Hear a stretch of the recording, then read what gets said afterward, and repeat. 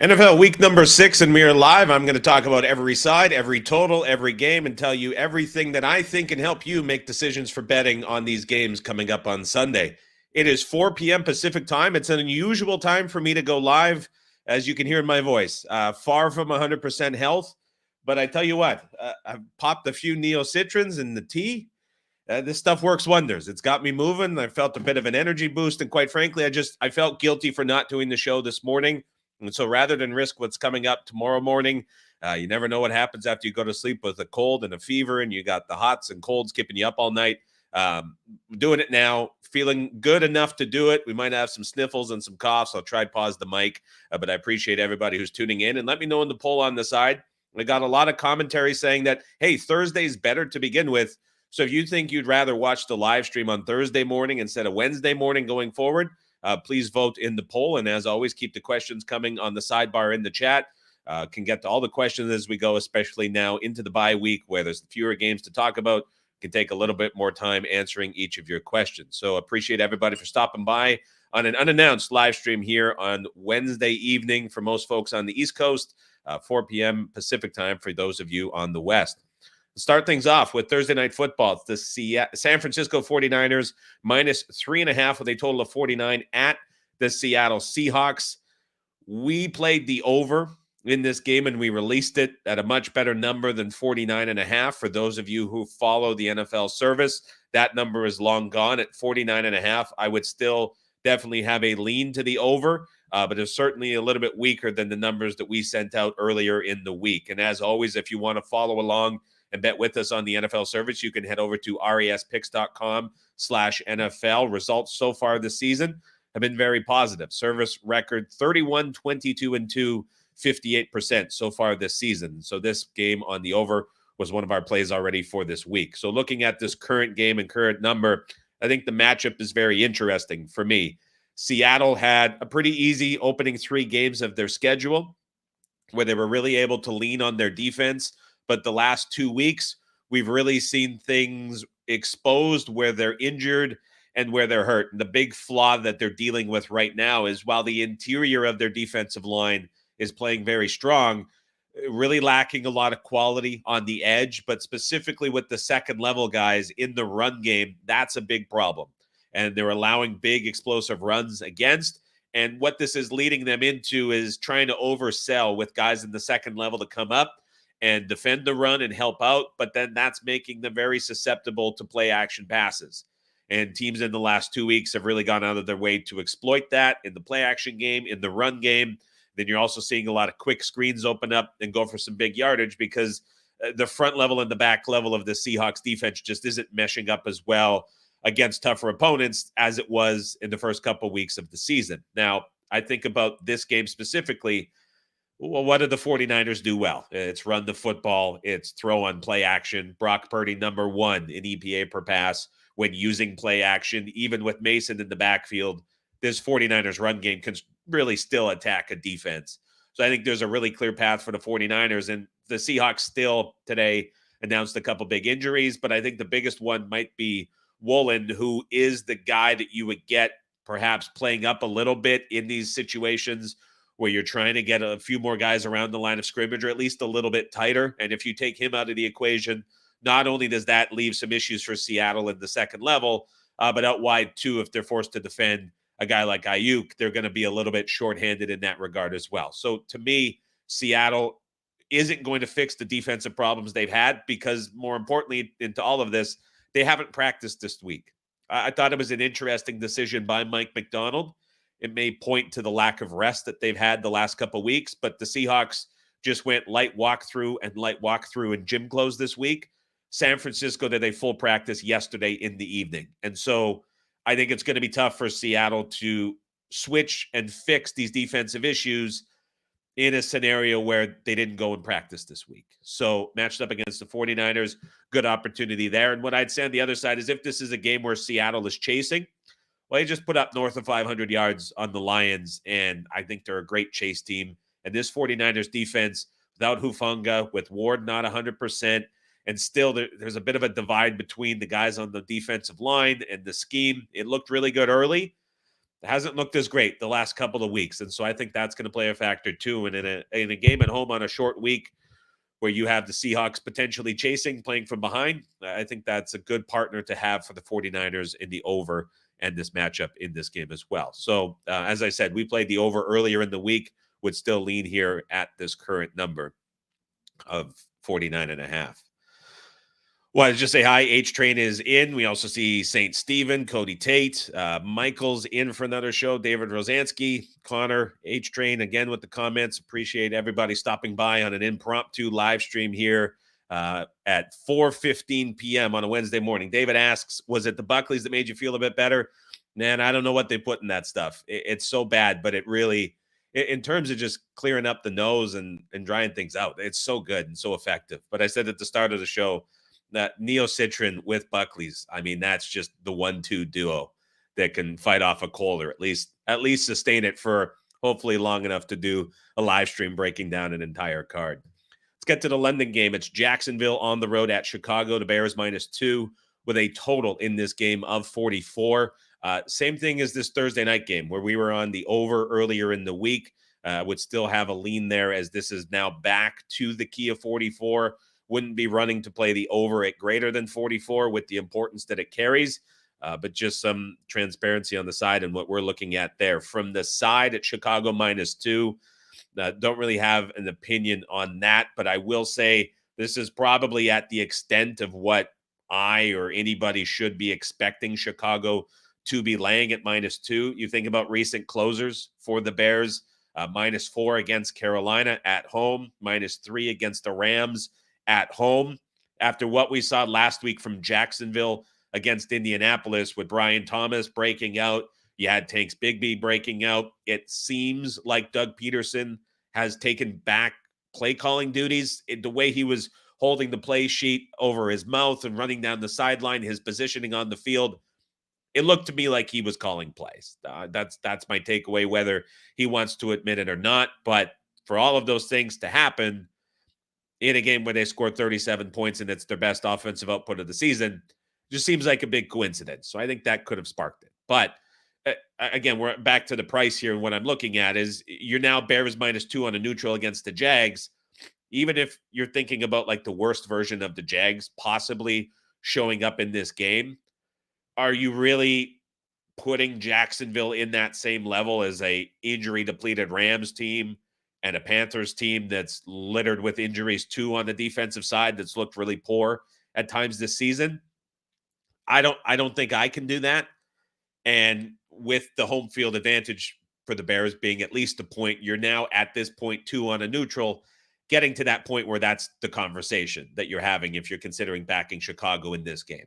I think a bigger question that I would have here beyond the price is how did Chicago look the last 2 weeks because of opponent versus them actually taking a step forward? On the preview show the last 2 weeks, I've been high on Chicago and liked them in both of the games because they were facing a defensive opponent that just allowed them to get whatever they wanted, specifically on the ground. Now, teams have certainly moved the football on Jacksonville at will. Outside of the Bills game, the only, I say the Bills because they put up 388, but it's been 400-yard performances for every team except the Browns this season against this Jags defense, which under Ryan Nielsen just sits in man coverage and doesn't challenge any real decision-making from a QB. They make it so easy for opposing offenses. Now, the last 2 games for Williams, where he's looked better and the Bears offense has broken out, have been against mainly zone coverage-based teams in the Rams and the Panthers. So it is a bit of a different look. There is an outside chance that Tyson Campbell, the best cornerback for Jacksonville, will be on the field. But I think running the ball for Chicago is going to prove to be a little bit more difficult in this game. And that's not going to give this offense for the Bears as easy of an out as they have had the last 2 weeks. And if this is Jacksonville turning the corner a little bit on offense, I can make the case that the Bears defense is certainly inflated the last couple of weeks based on opponents and who they faced. They've been great. But it is a pretty schedule-aided spot. And then there's also just the higher level coaching matchup in this spot and the experience that comes with the Jags going to London for multiple weeks in a season now. They're so familiar with the travel and the spot and the game For Chicago, it's the first time over. It's Caleb Williams as a rookie QB going over. It's dealing with all the media that comes with it for the first time. It feels like a tough spot for Chicago to pick up right where they left off the last couple of weeks against softer opponents. And so I look at this game, and I think the total is the right play in this. If it does get back to the 44 that's widely available, would certainly have a lean there. We played it at a better number. And then it's just looking at the Bears in this spot. I mean, this is peak Bears pricing, in my opinion, for what you can look at with ever considering laying the number with the Chicago Bears in this spot. Patrick says Jacksonville should be very comfortable with the travel logistics given how often they go to London. They're also doing the back-to-back again this season too. So that definitely I think makes a difference in this spot against the youth and the inexperience of this trip on the other side for Chicago. James says Bigsby should be able to move the ball on them. Interested in his props. Haven't seen many props as well, so would be curious what those come out at as well. So there's now a bit of a backfield split in that. I see a couple references of favorites in this game overseas. 31-10 ATS overseas, but rookie QB plus Eberflus laying points to a Jags team familiar with the trip does make it tough. I get that for sure. I don't know if that 31, and that seems like a lot of international. Are we already at 41 international games? That's crazy. If we're already there. So interesting number. First and Goal says, greetings from Calgary. Greetings as well. Great city. I'm certainly very familiar with it. Spending a lot of years there around high school in that city as well. So curious how long you've been there. Out in BC myself now, but a move is coming up at the end of the year. That's going to be pretty significant for the wife and I. Next game up, Washington on the road at the Baltimore Ravens. Ravens -6 with a total of 51.5. No opinion for me, side or total. I can't contribute much here. We saw this at 7 on the look ahead. There was definitely optimism that we would see the Ravens struggle, against the Bengals, and the Commanders do exactly what they did a week ago, and you would get maybe a suppressed number in this spot. Maybe you would catch a 4.5 with Baltimore. That would certainly have been appealing, but Baltimore ends up winning that game in overtime against Cincinnati.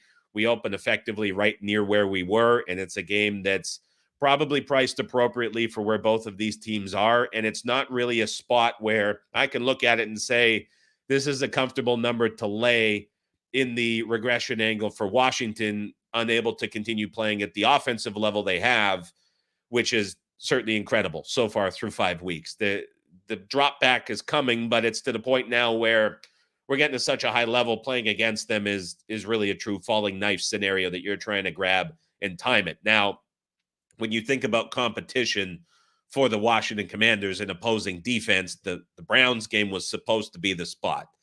Definitely wasn't. You would think against Baltimore and what they're able to do with simulated pressures at the line of scrimmage to confuse a rookie quarterback, at what they're able to do swarming to defend the run. There's a lot of paths here for the Ravens defense to have success. Now, with that said, the Ravens are in a segment of games where you're laying points coming out of an OT game that's just traditionally a spot where you get a bit of underperformance.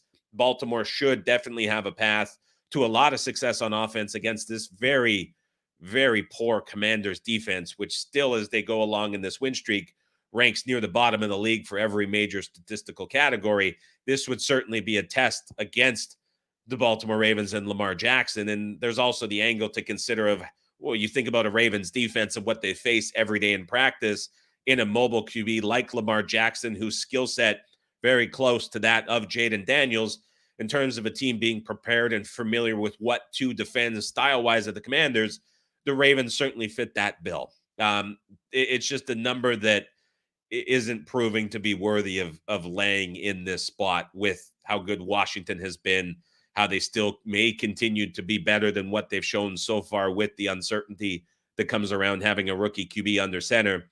Just not a game that I'm looking at backing or comfortable to bet into. In terms of the total, with the rivalry game conversation around this and what goes into it, with the OT, the willingness of both teams to being running first teams in this spot, with the mobile quarterbacks extending plays, and just how these totals in this low 50 range have continuously been bet under. Just not a game that I want to get involved with too. So it's a fun game to watch. a fun game to look at. I'm not sure I'm seeing much personally from a betting side. I know Rob and the guys did their show on the other channel, and there was a lot of love for Washington again. I could see that just from the numbers being so strong for the Commanders this year, but it's not a game or a spot that I want to get involved with here this week. Arizona on the road at the Green Bay Packers. Packers 5-point favorites, total in this game 47.5. Would certainly lean here towards the Packers at -5, as I feel like this is kind of the first true Packers game that we've got all season. I think about the trajectory of their season so far. Week 1, that was the Brazil game where they had to go to South America. They played on the turf that, make of it what you will, but was certainly quite unstable. They lose Jordan Love. In week 2, you have the injury plus the turmoil. They run it 54 times with Willis. In week 3, it was Willis throwing it a ton and a bit of that reversal in game plan. And then it was Jordan Love coming back, immediately limited in his play. He's facing the Brian Flores #1 defense in the NFL. And then last week, they have to go across to face the Rams. But that was a game with so much familiarity, as Matt LaFleur is going against his brother on the other side for the Rams. And then obviously he's very friendly and very close with Sean McVay too. So there's the familiarity between everyone on that coaching staff. This is now kind of, in my mind, the reset for Green Bay. Jordan Love now has another week to get healthy. And the interesting commentary is that he's not been able to be himself, or hasn't looked as he has, because the injury has limited him and his availability to play under center. He's been forced into shotgun a lot the last 2 weeks in his return. Didn't work that well against Minnesota. It kicked off in the comeback mode as they were playing chase down 4 scores. Last week, a lot of plays from shotgun looked pretty clunky as well. And so all of these big plays from play action that he's been so good at the last year and a bit from being under center, they just haven't been able to run them at the rate that they have wanted. This week seems like that's being sorted out, and there's a bigger emphasis to get him under center more, which against an Arizona Cardinals defense should not only produce a lot of explosive plays, but it's not a pass rush in Arizona that's really going to worry you as a quarterback that might still not be 100% in the pocket. There's just not a lot of rush talent on this Cardinals front. And so with Dobbs coming back, and shockingly, I was blown away by this, a chance that Christian Watson could be out there as well. There's a little less uncertainty at wide receiver like they had last game too. And so this just feels like a great spot for the Packers offense to have a big breakout, and we see things really start to click for them. One other note that I would say on the Packers offense in this game is, so far through this couple of weeks in the season, 5 of them, we've seen the Packers EPA hover right around 14th and 15th, and their success rate is down around 30th for offense. Now, those two numbers tend to level out as time goes on over the course of the season. Last year, it was a very similar scenario for the Packers in the first 7 or 8 weeks of the season. Really high EPA, really low success rate, a lot of boomer bust play from the offense, not a lot of sustained offense. Obviously, as the season went on, they turned that around. Jordan Love has a really high turnover-worthy play rate that's much higher than what we saw from him last year. And so I think as he's healthier, they get back to using him under center, and you get a couple weaker opponents, unlike the Vikings that they faced in his return. And even last week without some key receivers, as guys get back and this gets settled, you're going to see more sustained offense, but you're also going to see fewer turnover-worthy plays that he makes as things start to click. So I think this is the week for Green Bay where their offense really gets right, and I do think they have a good showing. The big kind of caveat to this, watch out for the weather. We're seeing the total start to come down. Chance of rain, about 70%. Chance of wind as well, right around that 15-mile-per-hour mark at Lambeau. And so if that worsens between now and kickoff, we'll see the total come down, and we could see some dog money just because those two move in a correlated manner. We've seen it all season so far. So that weather could have an impact, obviously, would slow things down in the passing game a bit for Green Bay too. So keep an eye on the weather report in this game throughout tomorrow and Friday as well. Houston -7 with a total of 38 on the road at the New England Patriots. Looking at this game, don't have an opinion. There was discussion internally. We were wondering, like, can we get to Houston at 7? Is it worth it? ended up not doing anything with it. Don't think we're going to do anything with it between now and kickoff either. It is going to be Drake May starting for the New England Patriots. I would have two thoughts on that. The first, like, why this week? The obvious answer to that is the Pats have to go to London next week to take on the Jags, who are staying over. So if you are starting a rookie QB, you probably don't want him to make his debut international game in London. So it was kind of perhaps the Pats' hand being forced in this spot where Mayo postgame made the switch. It's unfortunate that you would run him out against this Houston Texans pass rush. The New England Patriots have faced the San Francisco scheme, if you will. They played the 49ers and they played the Jets. And DeMeco Ryans comes from that coaching tree family. The New England Patriots offense with Brissett in those two games against the Jets and the 49ers looked atrocious. They had no answer for what was being thrown at them. Now, they face it for a third time with a different quarterback, but compared to the Jets and the 49ers, the pass rush that the Texans have is far superior. And we're looking at a Pats offensive line that's lost some big names since those two games against the 49ers and the Jets as well. So in this spot, certainly seems like a tough debut scenario for Drake May. But my other thought to that is there's no harm in starting him and getting him into the offense. I mean, all these rookie quarterbacks that are drafted high come into bad spots. And it's been an ongoing debate. Do you start them? Do you not? I don't, or have yet to see like conclusive evidence that this is the right path, 1, 2, 3, 4 step plan to get a quarterback into the perfect spot in the perfect scenario. You're watching the Pats offense and there's nothing there with Brissett. The weapons are so limited in the offensive line. You have guys playing out of position nearly in every spot on the line. It's ugly at the moment. So perhaps May comes in and you get this Van Pelt offense that wants to be focused on the run and then setting up deep plays off of that. And his legs offer potential to extend plays and push the ball downfield. That could be true.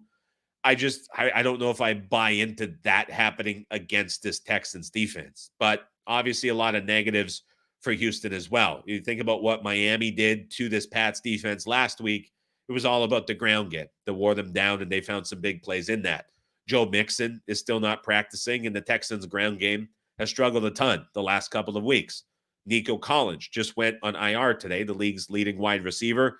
He's not going to be out there for Houston. Tank Dell looks like a completely different wide receiver this year compared to what we saw last year. And if this happens to be Diggs on Christian Gonzalez, well, Gonzalez for the Pats has proven to be a complete shutdown corner. And so I think Houston in some ways could be limited offensively in this game too, which when you need to cover 7 on the road, as good as the defensive matchup might be, that's a pretty tall ask to have contribute. So I think there's just a scenario here where it's a good stay away. And as much as we may have wanted to be on Houston, it's going to end up being a pass. A couple of comments coming in. That INT love through last week was one of the worst I've ever seen. Could I point you to Will Levis week 1, 2, and 3 for some comparables? But yeah, it was in Levis territory for sure. Wags says, really want to back Green Bay, but if Arizona gets to 6 or 7, I'm going to take Arizona. Think I'll wait to see if this moves. I agree. I feel like Green Bay first real data point. Interesting comment. Connor says, is the lack of line move for Pats Texans more of an unknown with May or Brissett, or made view as equal? Well, I don't think you can downgrade from what we've seen from the Pats offense so far. And so if anything, it would be a potential upgrade. It would shock me if May comes in and looks worse than what we've seen from Brissett so far. I mean, the floor below what Brissett has set so far is very, very minimal. So I think it would be a tough spot to downgrade with the QB change that could probably only be viewed as a positive. But this number, again, like we were at 6, it got adjusted up to 7. News didn't do anything to the number. Perhaps that changes course as we get closer to the week, but I'm not sure that there could really be a downgrade for putting May in over Brissett and how bad that has looked. Good comment. Stroud looked lost after Collins went out versus the Bills. That's a Bills team that plays a ton of zone coverage, and Collins is absolutely option number one for Stroud against zone. So that definitely makes sense to me. Locker room revolt is possibility 3. Yes, it is. I agree with that. Mike says, I love Titans a lot with Volt's injuries. Guessing you mean Colts. We'll talk about that game in just a second. Next game up, we're looking at the Tampa Bay Buccaneers minus 3.5 with a total of 41.5 on the road at the New Orleans Saints. This is a fun game to talk about. So I just did a TikTok and a YouTube short and a breakdown to a comment that I got on the podcast video this morning where it was being asked, why didn't I mention the rest advantage for this game and what comes from that? And so specifically the comment that was made was about the 9 days of rest for the Buccaneers and the 5 days of rest for the Saints. And so I went and took a few minutes lying in bed this morning trying to get things straight in my head as I was trying to take a schnick of Buckley's and wake up a little bit. I went and looked. So to put this spot in context relative to the total, we have seen the 9 days versus 5 days of rest 47 times since 1989. The team with extra rest in this spot is 27, 18, and 2, 60% against the spread since 1989. But the games have really skewed to the over. The average close in these games has been 44.5, and overs are 32, 13, and 2, 71%. Again, that goes back to 1989. And so this is the max versus min rest without a bye week being included. Games have skewed towards the team that gets extra rest, and games have skewed towards the over. We saw Seattle and New York in this same scenario last week. Seattle looked like a team that was not ready to play a game of football, and the Giants went in and looked like a team that had been game planning the entire offseason for what they put together. And so it's a repeat scenario this week, and then we have 2 more of these this season, another one with the Saints in a couple weeks, then there's another one into December. So as you're looking at this game, you would say, okay, first instinct would be to look at the team with extra rest, which is Tampa Bay.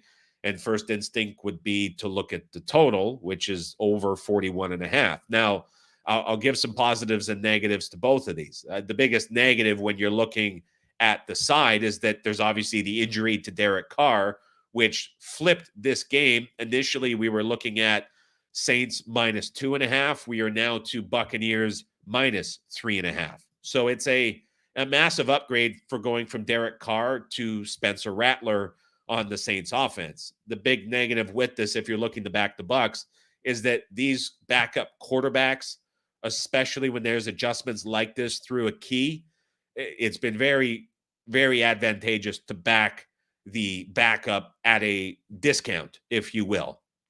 So I couldn't get comfortable in this spot going to 3.5 and laying the points with Tampa Bay just off of that angle that they have extra rest. Another negative that I would say if you're considering doing that is the Tampa Bay Buccaneers are kind of in an unknown scenario.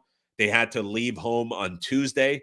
There's obviously the terrible hurricane that in Milton that is rolling through the Tampa Bay area in terms of personal mindset, in terms of just practice and overall prep disruption that we might see on the field from the Bucs this entire week as they've been practicing at the Tulane Stadium for the last couple of days.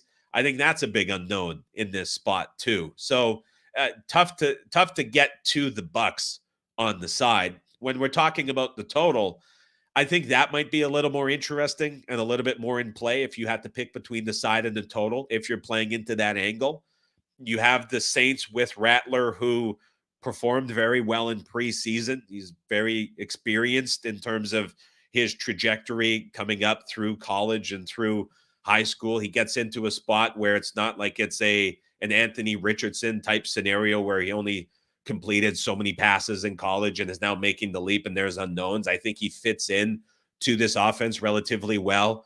There's been positives from him so far in press conferences where he's talking about how he wants to get Chris Olave more involved in the offense, which is never a negative, certainly. There was also kind of the Olave squeaky wheel narrative with, I think it was a family member or a cousin or a brother that took to Twitter and was asking why he wasn't more involved in the game against the Chiefs. So there's maybe a little bit of something here with the Saints offense. It's an indoor game, and it's a Bucs offense that has certainly been great in games that are tight or when they've needed to chase, putting up good numbers with Mayfield. So I think there's more positives here for the total than there is the side if you're looking at that angle and you're trying to back it off of the rest spot. I have not played anything in this game. I don't know if we're going to end up doing anything from the service. I would lean towards no, but I just wanted to lay that out in response to that question for the podcast. I thought it was pretty interesting to see how it skewed so far one way to the extra rest and the over. But this game just seems like a unique spot where it may not apply like it did perhaps last week in New York and Seattle. Cleveland on the road at Philadelphia. Eagles -9.5, total 42.5. Can be pretty quick with this one. Philly at 9.5 is kind of an extreme number, but similar to last week where Washington at 3.5 was an extreme number. What are you getting from Cleveland? It's a complete unknown at this point. You don't know what you're getting from the offensive line and all the injuries you have. There's the Amari Cooper trade rumors swirling around. How much does he really want to be on the field? There's the Deshaun Watson basement level play where he's in north of quarterback 750 for rankings since 2000 so far this season. The offense for Cleveland's in complete disarray. The defense, again, struggled on the road, and as much talent as they have, it just, for whatever reason, they go on the road and it's a completely different unit. You have the Eagles with Brown and Smith both returning. Lane Johnson looks like he could be good to go on the right side of the line. So it's a full-strength Eagles team. There's no way that you can be comfortable with so many negatives going on with Cleveland that is just making them the ultimate do not play team in the league. The number is crazy, but I could never get there with the Browns at this spot. And I think it's been pretty telling that in a season full of big underdogs covering and winning outright, and the lowest average point spread per game we have seen through 5 weeks in 25 years being the case, that the early money that came in on Cleveland and took out the 9.5s and took out the 9s and got this to 8.5, when limits were bumped earlier today on Wednesday, all of that reverted and we're back to 9.5 across the screen. The Eagles have really been the first team all season near this price point that has been bet and bet up. And I think that's a testament to just how uncertain things are around Cleveland. So it is a stay away for me on both the side and the total in this game. Indianapolis on the road at the Tennessee Titans. Titans 2.5-point favorites, total 43.5. So it's unfortunate that I was dealing with the fever and the cold and couldn't get up to do the stream this morning because I really liked Tennessee. They were priced at +1. That was going to be the pick that I circled here on the stream. And the injury news broke the way of the Titans in a pretty significant way. And we've seen not one, but two releases from other services on the Titans. We are now in a 3.5-point move. And this is actually, as I look here doing the live stream, this is leaning towards 3. So at this point, at this number, it would be a small lean towards the Titans at 2.5, but not a side that I would be betting at this price, unfortunately. And my hope at this point is that the Richardson news continues to be positives. There's an outside shot that Taylor gets positive news. He comes back, and there's some intrigue by a group somewhere out there in the Colts, and this number comes back down. In terms of why I feel like Tennessee looks good here. First of all, I thought the bye was much needed for them and came at a really good time for a young team with a young staff. Everything that I've heard so far coming out of the bye is all about the offense getting right. And specifically, DeAndre Hopkins was called out by Callahan. He said it was on him and needed to get Hopkins more involved starting this week.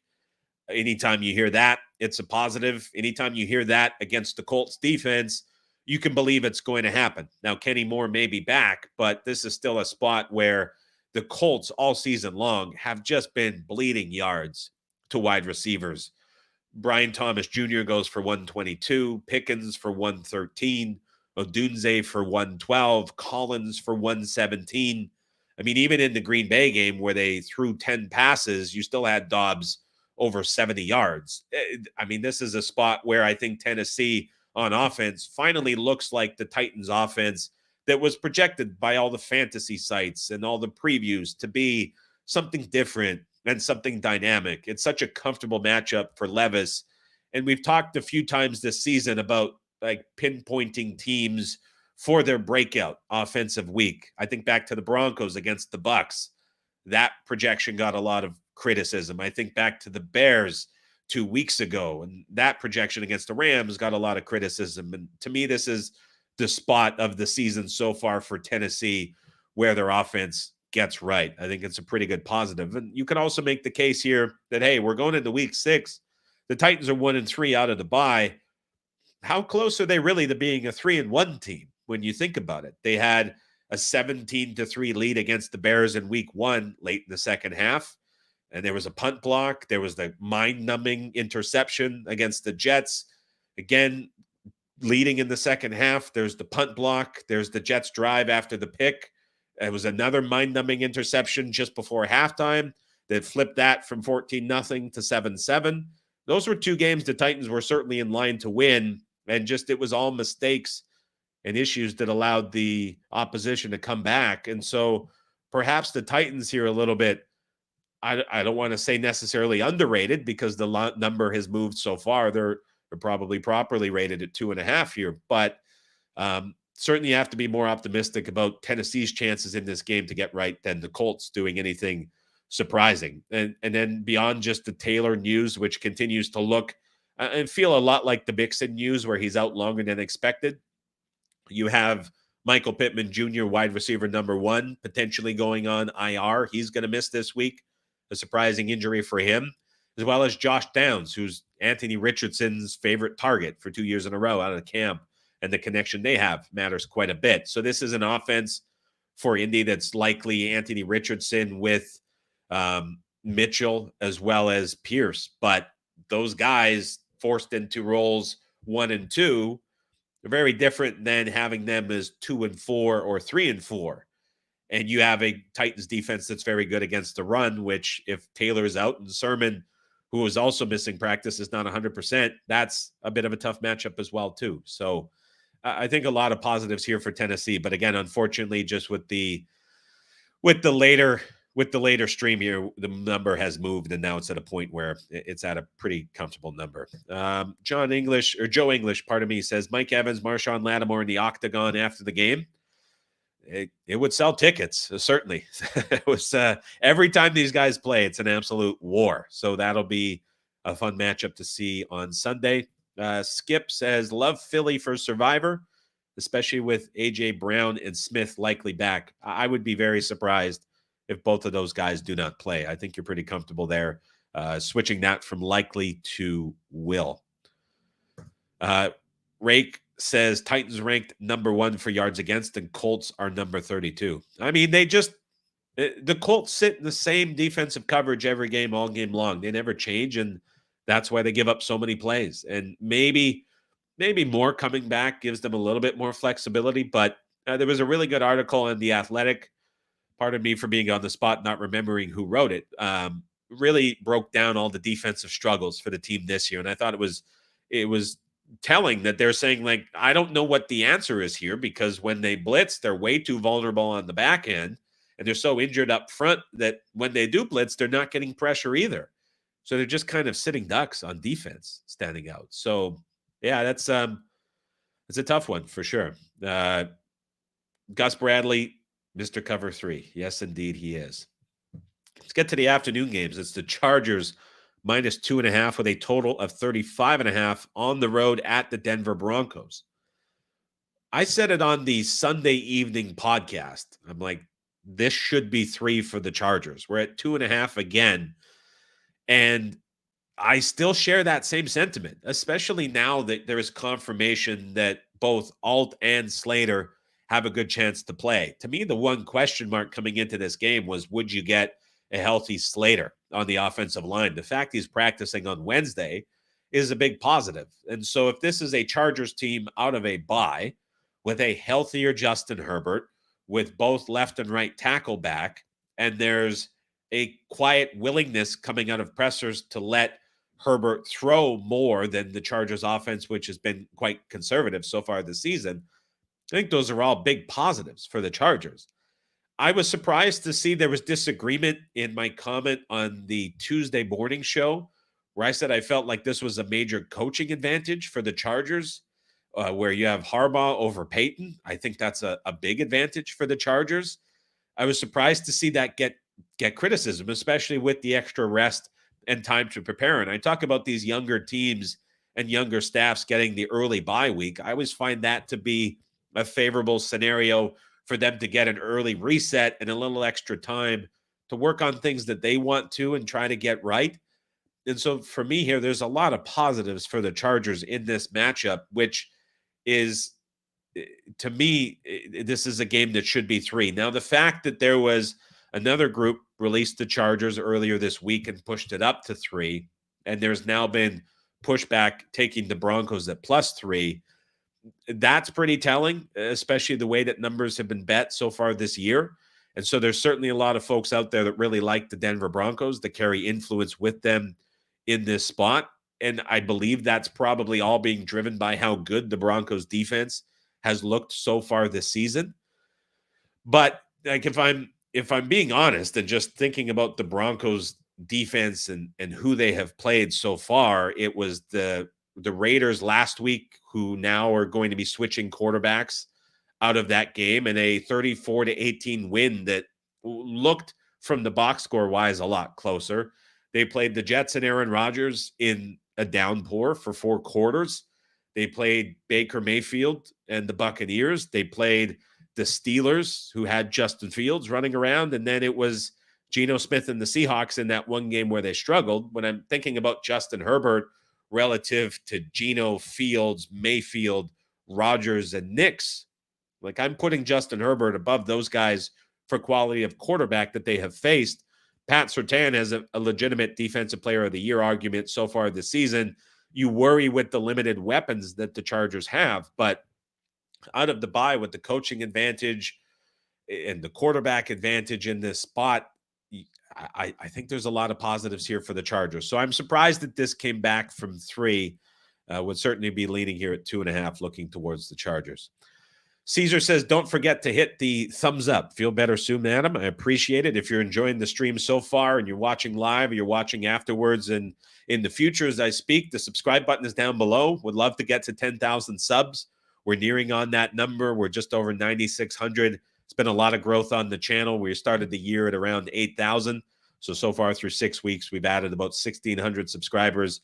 I hope you're all enjoying the content here in the live stream. The college football live streams with Eddie Walls every Thursday. They'll be live tomorrow, 2 p.m. Pacific time. Those have been doing very well. We also have the episodes of The Simple Handicap uploaded every morning. So if you're enjoying these, you want to see more, hit the thumbs up, leave a subscribe if you're not already subscribed. And if you have a comment, you can put it down below in the live chat, or if you're watching afterwards, down below the video. I do my best to answer every single one that is submitted. Pittsburgh -3 with a total of 37 on the road at Las Vegas. No opinion for me in this one. Steelers, 3-point favorites against the Raiders, who will now be led by Aiden O'Connell. I tell you, I struggle with this one, because if I could get any sort of consistent answer about what the Raiders would be, like, I'd love to find an angle in here to where I could take them with a field goal at home. I look at the Steelers defense, and I can't help but think perhaps getting to the point where they're getting a little bit too much credit. I mean, against the Colts with Flacco, they gave up a ton. Against the Cowboys last week, it was a scheme advantage they had, and they had injuries went their way, and it still was not overly dominant. You had the Chargers game where Herbert went down and you were facing Easton Stick, and you got a break in that spot. You faced a rookie quarterback in his second game against Bo Nix in that week 1 game for Kirk Cousins, where he sat in the shotgun and pistol. I mean, you had a big break there. And so in terms of just opposing strength of schedule and who the Steelers defense has faced, you have to think they're getting to the point where a little bit fortunate, catching a lot of breaks. And offensively, with the George Pickens stuff that has emerged this week, it's like, what are you getting from him going forward? Van Jefferson is outplaying him. Pickens is coming off career low for snap counts, career low for route run. Was that disciplinary, or was that a reflection of what it will be going forward? You want to talk about teams that are limited on offense. I look no further than the Pittsburgh Steelers. And so now it's an ask to go on the road to cover margin. I think that's a bit of a tall task. Now, the problem is, like, you're wondering what kind of effort you're getting from the Raiders. I have no idea. Is the switch to Aiden O'Connell a positive? Is this going to be like a mini reset and a mini boost? I have trouble getting to that conclusion as well. Man, this is a tricky one. Again, I wish I had a better angle or a better look in with the Raiders. I just could never be comfortable laying a field goal with the state of the Steelers and who they've been facing. But again, to keep things fair and honest, like, you're looking at a Raiders team in terms of a quarterback switch and changing things up. Wow, this has been basically who the Steelers have faced the entire season as well. So tough game, tough spread, tough total. Don't have an opinion, don't have a take on either.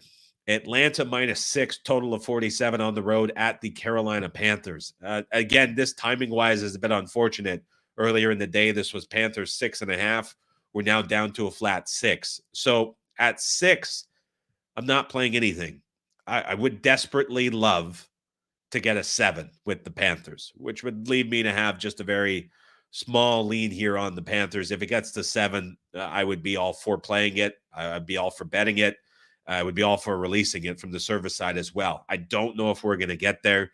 We liked the under and acted on that earlier in the week, but similar to the other two totals I talked about, both of those numbers are long gone, and that was our stance in this one. But I look at this from a Falcons perspective. So they're off the 500-plus yard game passing for Kirk Cousins. The commentary post-game was all about how Cousins finally felt comfortable. He said he was able to let it rip with the offense because he felt like for the first time all season, he knew where wide receivers were going to be. He knew where guys were going to be downfield, and the chemistry, it all clicked.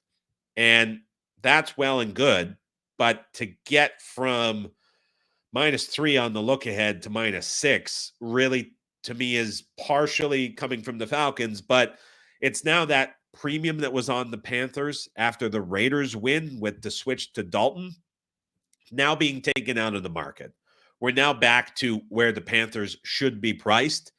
And you could say that the Falcons in this spot are a little bit overpriced, especially so if they get to 7, which we haven't seen. If you're just looking at this from a matchup perspective, the Panthers defense is a major issue, especially against the run.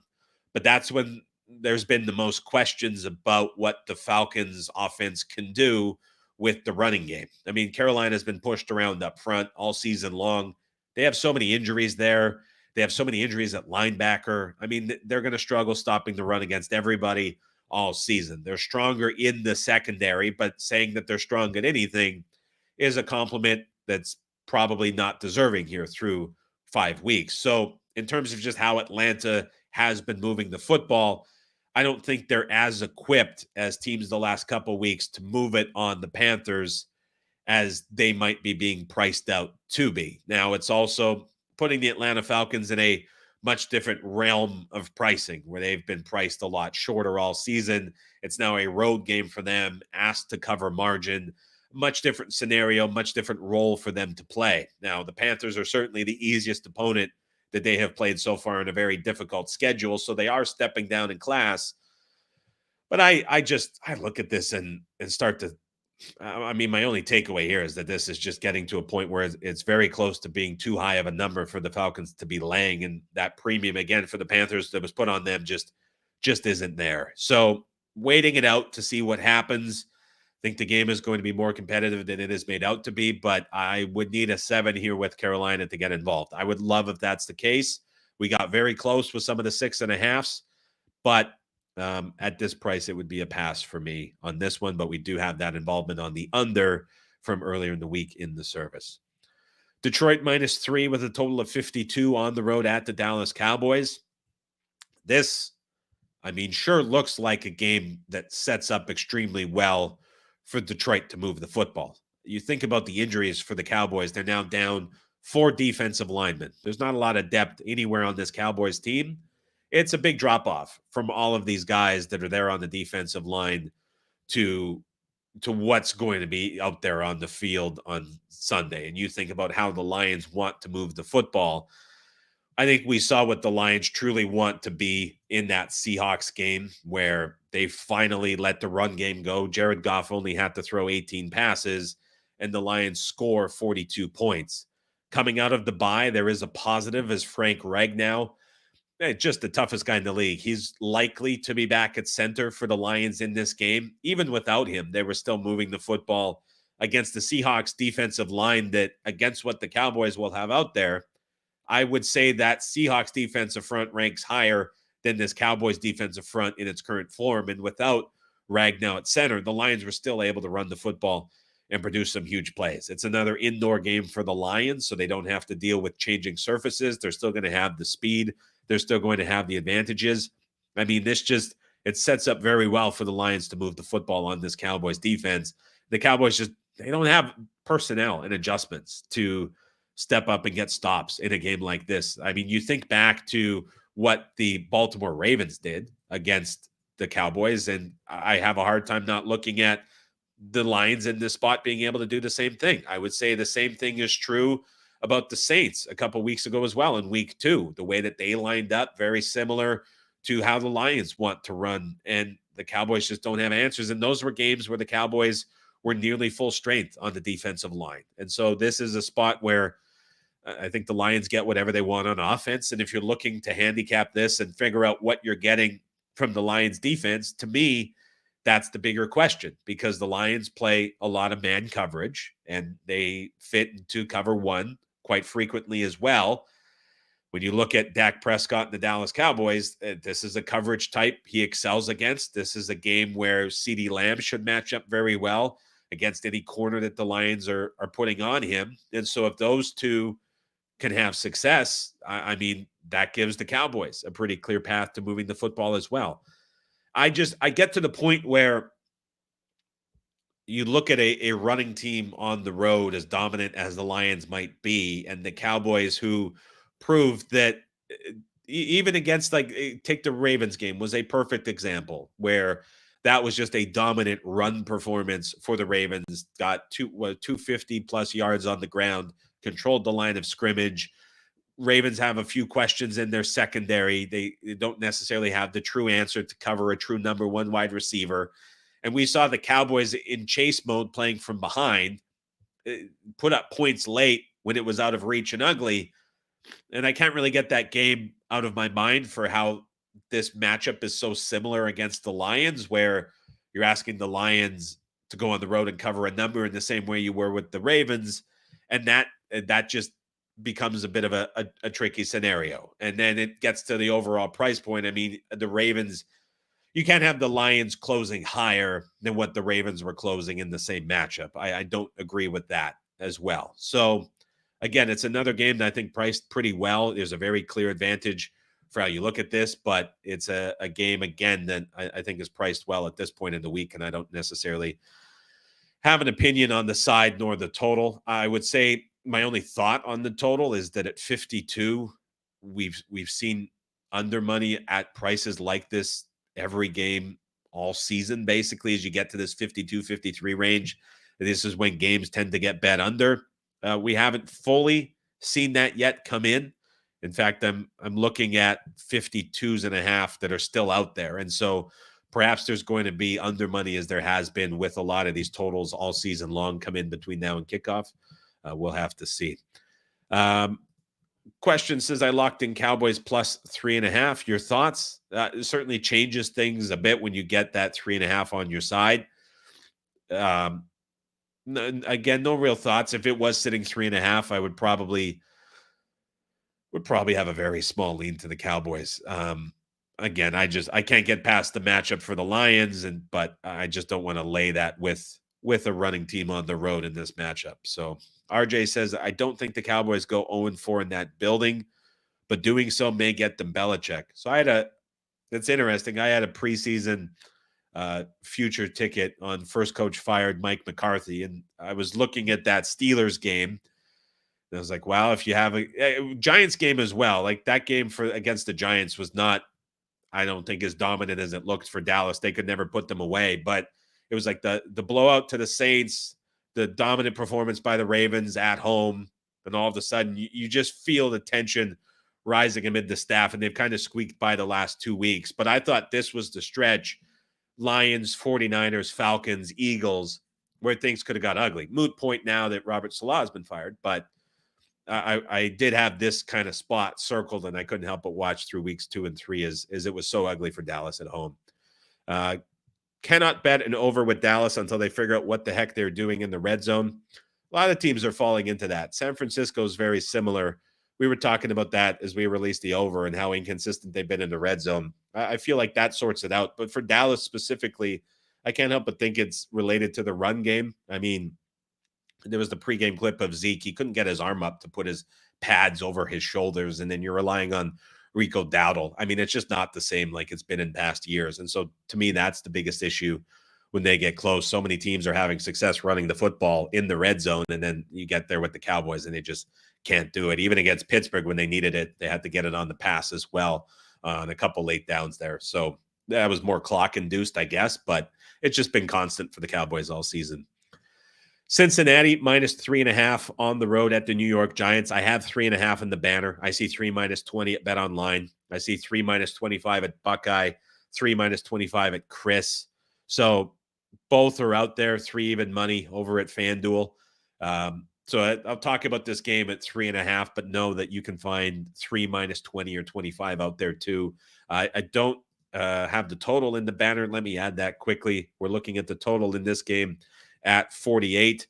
Again, I talk a lot about it. You see these games that end up getting into this range of totals, and there's been over money coming in consistently. This was a game that was 49.5, tipping towards 50, and just didn't quite get there. I never saw 50 on the screen, but at 49.5, there was a reversal. And so when we talk about this game, I would love to be involved with the Bengals, and I kind of hope we do. I would say it's probably the squarest bet that exists on the board today. As I'm looking at it, it's probably the most like basic play that you can make, and there's certainly nothing sharp about it. But as I look at Cincinnati in this matchup and just think about it, the offense for the Bengals is better than anybody would have expected. Coming into the year, even early on in the season. Like, it is 3 consecutive games in a row for Joe Burrow where it's 85th percentile or better performance in terms of EPA per play. I mean, everything that the offense is doing, aside from a 3-play sequence in overtime where they felt running the football was the right decision, everything they're doing is working, and it's getting better every single week. The Giants' defensive line has been awesome. I saw a havoc rate stat, and they were right near the top in terms of leading the league for havoc rate. They have a good defensive line. The secondary, to me, is very vulnerable and very gettable. And I think about who the Bengals have played and who the Bengals have had success against in this run. They looked very good. Honestly, they look good against the Chiefs, which is a good defense, but they look great against the Commanders. They look great against the Panthers. They look great against the Ravens, another good defense. And this Giants defense, to me, is right in that Panthers class, is right in that Commanders class. And so I think Cincinnati, through the air, going to have a ton of success again. I don't know if it's going to be a 4th consecutive 85th percentile game for Burrow, but I think it certainly has a chance to be as good as it has looked the last couple of weeks. The big question for Cincinnati, and the unit that keeps costing them games, and the reason why they are 1-4, is the defense. I mean, defensively, they've been a complete disaster, especially up front, especially against the run. They got reinforcements back last week. It didn't look like anything improved. So what I found interesting this week, as I'm watching quotes and reading articles, the Bengals had a players-only meeting. And the commentary that came out of the players-only meeting was that the defense has to be more accountable, because the defense realizes and is acknowledging internally that they are the reason that they are costing this team games. You think about 1-4. 6% of teams make the postseason that are 1-4. The Bengals escaped 2 weeks ago from falling into the absolute death spot, but now they're kind of back in it. After they get the win, you think they're saved, and now they revert back into it after the overtime loss. And the urgency I feel like we hear and see from the defense coming out, to me, is kind of a positive and sets up in this game as sort of the do or die spot. If you go to 1-5, you're in uncharted territory for getting back and making the playoffs. I mean, we saw them in that game with their backs up against the wall in Carolina, where you have to win to avoid just the death spot of trying to make the playoffs. They showed up, and the defense had their best game of the year, and that was still without reinforcements on the field. Now in this spot, they face a Giants team that has just been getting by with awesome scheming the last couple of weeks. You have to give Brian Daboll acknowledgement for how great he's been with the quick passes, with the screen passes, his moving around to Malik Neighbors. The scheme for the Giants the last couple of weeks has been awesome, and they've got away with it. This feels like a class of offense, even with Neighbors, who's likely to be out there. It feels like a class of offense that the Bengals defense can match up with and play with. And if you have that added motivation internally from the players out of that meeting, it's kind of a decent little get right spot for them, especially so in this matchup. So would certainly look towards the Bengals here at 3.5. Again, we haven't bet it. We haven't released it. It keeps coming down. The Giants are clearly a sharp side. They're going to be labeled as such all the way, and we're probably going to see this as one of those classic Sunday night football games that's very divided. You get all the public and the tickets and everything that comes with it on the Bengals, and the Giants are going to be the sharp team, and everybody is trying to get coy and back the Giants. Like, I get it. The scheme offensively has been great, and defensively on the D-line, they can disrupt the Bengals O-line, give Burrow some trouble, and certainly stop their ground game if Zach Moss is going to miss this, which it looks like he will. There's an out for the Giants. I don't want to downplay that, but this seems like a good spot for the Bengals on both sides of the ball. Final game up is the Buffalo Bills -2.5 with a total of 40.5 on the road at the New York Jets. Jets are everywhere in the news. There's no question about it. You can't ignore it. Robert Saleh is fired. You have possibly Todd Downing in as play caller for this game. You have Jeff Ulbrich in as head coach, who says everything is on the table for offensive changes. There is the never-ending Devontae Adams swirling news about will he or will he not be traded to the Jets. We're waiting to see if that happens. For the Bills, you have a ton of injuries. It looks like James Cook is going to miss. Don't know what the status is of Khalil Shakir. Don't know what the status is of Curtis Samuel, although there was a video posted of Samuel where he was on the sideline on a bike, and there was obviously not a full practice day today, but you get him very likely playing in this game. Defensive status for a couple of guys still up in the air as well, but you would think that this is probably a healthier game for the Bills defense and probably the healthiest we have seen them since week 2, and so that would be a big boost on that side of the football. But when it comes down to this matchup, I think it's really going to be decided by what you see from the Bills offense. And what we've seen so far from the Bills offense is everything seems this season to be about producing a team that can attack the modern cover 2 defense and those too high looks and succeed in the current NFL landscape. And there's a really good scout that covers the team called Ant over on Twitter, and he's had a lot of tweets about this.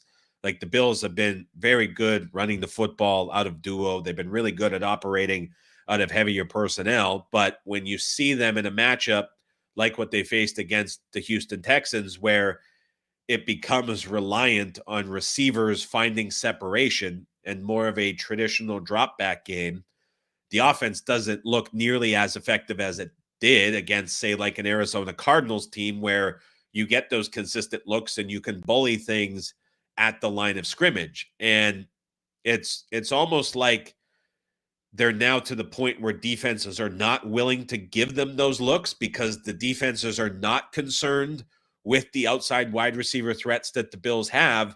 that they can play them differently, which is in turn taking away from the effectiveness of the run game. And so in these games where there's athletic corners, you're seeing the Bills really struggle. And the Jets, with either Sauce or Reed, who looked awesome last week, have two very athletic and dynamic corners that I think match up very well with this Bills offense. And so if the Jets linebackers can contain Allen and limit his explosiveness on the ground, it's a spot where I look at the Jets defense of probably hanging in there and doing quite well. It's really the question comes on the other side, because the Jets have not been able to run the football at all. Haven't been able to do it. And I think it's a spot where the Bills' weakness, if you wanted to attack them, would be keeping the ball on the ground, operating out of heavier personnel, and going right at the middle and the spine of the Bills' defense as it works towards getting healthier. It's effectively the Ravens' game plan that matches up so well against what the Bills don't do on defense and where their weakness is. The problem is that the Jets don't fit into that mold at all. And the run game and lack thereof for the Jets all season is the biggest surprise, and the biggest takeaway for me is just how ineffective it has been up front on the offensive line. And so what you don't want to do when you're facing this Bills defense is get into a quick passing drop back game where you're attacking outside the numbers to wide receivers, because the cornerbacks for the Bills have been awesome all season long. And part of me fears that the Jets are going to fall into that again, and we're going to see kind of like a Jags offensive matchup against this Bills defense. I'm not saying the Jets defense will be anywhere close to that Jags level of defense. The way that they lined up to defend the Bills was just outrageous, asinine. Like, it was bizarre that an NFL defense would do that against the Bills. The Jets are certainly not going to do, they're the opposite of that. But like, offensively, what the Jags did was say, we're not going to attack the middle. We're going to attack outside the numbers and try to do everything they could to do that. I worry the Jets are going to fall into that trap and not be able to run it. Maybe it's a play caller switch to Downing, and he brings with him some of that Tennessee logic where it was very uncreative, running the ball from that Vrabel mentality, and they kind of back into it. But we just haven't seen the Jets do a lot of that this season. And so I think this is a game that we get to that's priced correctly on the side and the total, and matchup wise, it's a big question mark for the Jets. I will say, if you see the Jets, who have been taken out every time this gets to 3, understandably, if there is news coming that they have Adams, which is getting to the point now, it's kind of late in the week for that to happen and him to play as he deals with this injury. If that were to be the case, you would likely see this number come down. You would probably see the total tick up a little bit. But again, in terms of that matchup, even if he does sign, like, having him out there isn't necessarily what you want to win against this Bills defense. And so the Jets have to do something they haven't done all year to have success on offense in this spot. In terms of the new coach bump, this is kind of uncharted territory for the Jets, who at this winning percentage and at this juncture, we haven't seen a coach fired with a team that has this winning percentage since the 60s. We've only seen one other coach fired this early in the season, and that was Matt Rule. So I don't really know how you treat the traditional new coach bump and the new coach reset. There's obviously urgency in the building.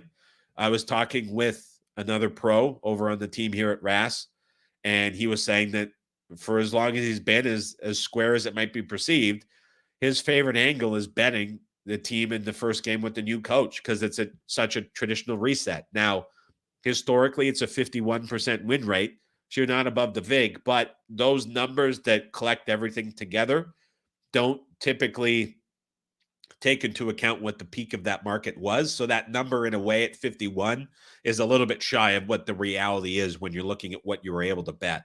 So if you're looking at that range, something to keep in mind as you're looking at that. But it's been a subset of games that has historically been profitable because of the motivational bump that stands out for the team that's dealing with that. But it is not a game that I think is bettable at this number. Folks certainly disagree at 3 when it gets there with the Jets. but we're 2.5 shaded towards 2 at this point. So it is a stay away from me. So if I'm looking back at the games, again, I mentioned a couple totals that we have already been on in terms of sides that piqued my interest. The Packers at 5 were one of them, but you're watching for the injury or the weather report in that one, as you might get some later movement coming in on that. Unfortunately, we were late here on the stream with the Titans. That was one that stood out. And then the Chargers were another one that stood out to me, in addition to all of those totals that we were on from the service, which are the main plays for the week. And if you're interested in following the service, as always, you can head over to raspicks.com/NFL for all the details to join. It has been a reduced price to $4.95 for the remainder of the season. Record so far in releases, 31, 22, and 2, 58%, which is above the benchmark that we are anticipating. So it's been trending well so far through 6 weeks. Going to just check through the last questions if you guys have any for me before I head off and reload on the Neocitrin. I'm surprised the nose held up. I'm surprised the Buckleys held through. Going to get a good night's sleep here and then get back to it for the podcast bright and early in the morning. David Rosansky says, are any teasers appealing? Teasers have not been appealing for any of the favorites this year above 7. 0 for 4 on all of those. It's been a bad year for teasers. Let's take a quick look. I would say Jacksonville certainly is a leg, stands out to me. The Titans would have been a very good tease as well. Boy, not a good partner to put with the Jags, really. You kind of force yourself into the Jets, but that's a lot of uncertainty. But like the traditional tease would be Jags and Jets. Somehow I don't necessarily... I'm not drooling over that one because of the second leg, but the Jags Jets would be the traditional teaser I think you have to look at here, David, if you're looking at this too. Jay Jones says, hey, that was me. I'm guessing that was the question for the rest spot for the Saints and the Buccaneers. Yes, it was, if I'm remembering it correctly. That was used in a video and a short here on YouTube as well as TikTok. Jeremy says Houston as a teaser leg. That's a decent point at 7. Again, you're looking at this subset of numbers that has not been good this year, but the Texans on a traditional one at 7.5 as they're sitting at 7 flat. But if you wanted to look at an alternative, that would probably be top on the list as well. Jesse says you need a lemon ginger squeezed with black pepper, 1 clove of raw garlic before bedtime. That is a vampire diet if I have ever seen one. The wife has me on the agua panela and lime, traditional Colombian remedy. And so that mixed in with the Neocitrin and the Buckleys and the strepsils that you lodge in your cheek like an 85-year-old grandma when you go to bed tied me over for now. But I'm glad I was able to get through this. Glad I was able to answer all of the questions and get through all of the games. And hopefully it is a big week 6 ahead for all of your bets, as well as the few that we talked about here on the show. Appreciate everybody for stopping by. Reminder, if you haven't subscribed yet, would appreciate it if you do, or hit the thumbs up. We've got the college football preview tomorrow at 2 p.m. Pacific here on the channel. And I'll be back each morning this week with another episode of The Simple Handicap at this time. Thanks again. We'll chat to you on the next stream.